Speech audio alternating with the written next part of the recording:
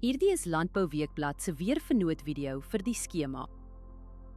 In kort, humiditeit bereik hoogtepunte teen 99%. Risiko vir swamdruk is hoog. Hier is die besonderhede. Sedert Januarie het ons 291 mm reën gehad, 11% meer as die 5-jaar gemiddelde. Groeigraaddae staan tot dusver op 1415. Dit is 195 grade laer as die 5-jaar gemiddelde. Die laagste temperatuur wat voorspel word is 6,9 grade. Die hoogste is 25,5 grade. Die grootste dag tot nagwisseling is sowat 19 grade, wat redelik groot is.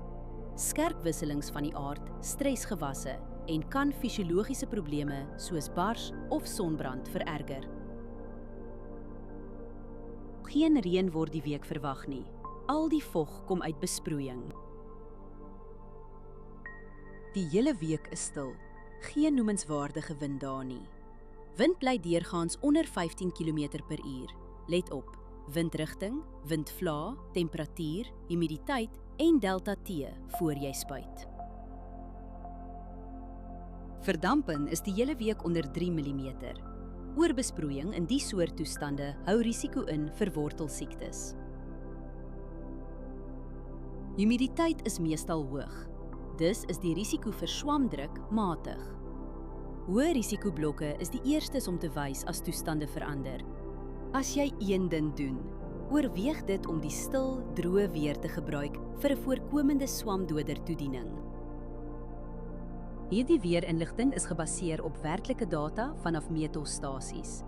Die data word deur TerraClim skoongemaak en geverifieer. KI-interpretasies word deur grondwaarheidsdata onderlê, aangedryf deur Villa Crop Protection.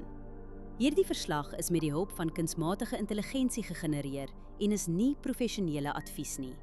Ga na weather.villacrop.co.za en kies die weerverslag vir jou streek.